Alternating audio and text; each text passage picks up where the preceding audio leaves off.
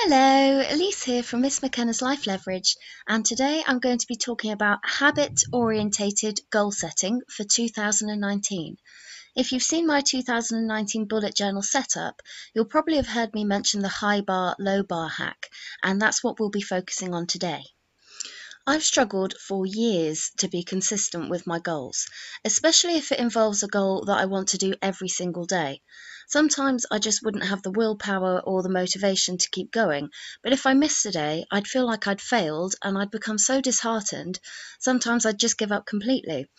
So I've recently been on the hunt for a method that will help me consistently keep up with my goals, and I've found something really promising. This way of tackling a goal focuses less on how hard you work and more on just showing up, because the most important aspect of forming a habit is being consistent. Consistency is the key because the more consistent you are, the closer you are to the level of automaticity. This means that the habit becomes automatic, which ultimately makes the habit easy to continue. So you want to get to the level of automaticity as quickly as possible. The trick to forming a habit is to have a routine. You need a cue that kicks off the habit and a reward afterwards. For example, waking up in the morning could be your cue, putting on your fitness clothes and working out would be the habit, and allowing yourself to have a treat afterwards would be the reward. Now, if you're someone who gives up if you don't get it perfect, the good news is that missing just one day hardly affects your progress at all. However, missing your routine twice in a row amounts to about 2 weeks loss of progress. 1 week in a row means you lose about a month's worth of progress, and if you go a month without completing the routine, you've pretty much lost the whole of your progress. This is why it's so important to stay consistent. One of the biggest problems with goal setting is setting the bar too high, because there are going to be days where you're feeling sick or tired or in pain, or you just really don't feel up to it. So your levels of willpower will be low, and forming a new habit requires a fair amount of willpower. This is where the high bar, low bar hack comes in. It's vital to remember that the most important thing isn't how much effort you're putting in, it's showing up and completing your goal every day. So on a low motivation day, you're going to set the bar low. This means doing the least amount of work that will still get you closer to your goal. You're still going to follow the steps in your routine, but you're going to put in minimum effort. Because you haven't broken your daily routine, you're still on the path to the level of automaticity.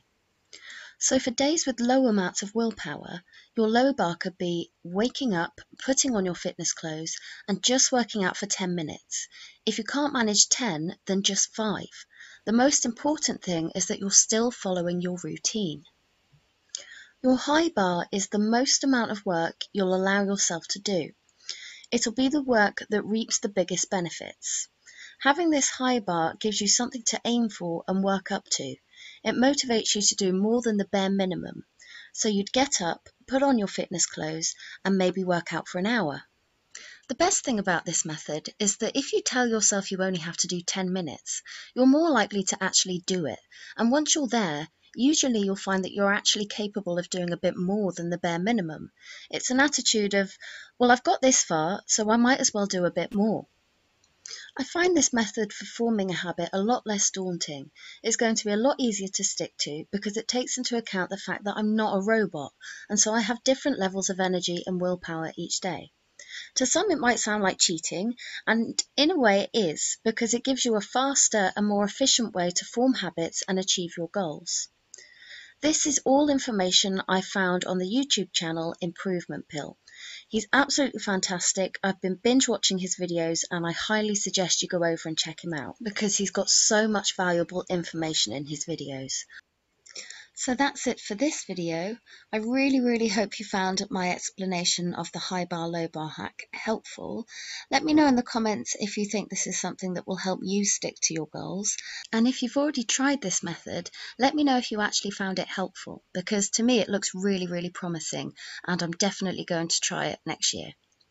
I wish you the very best of luck with your goals in 2019 and I will see you next time.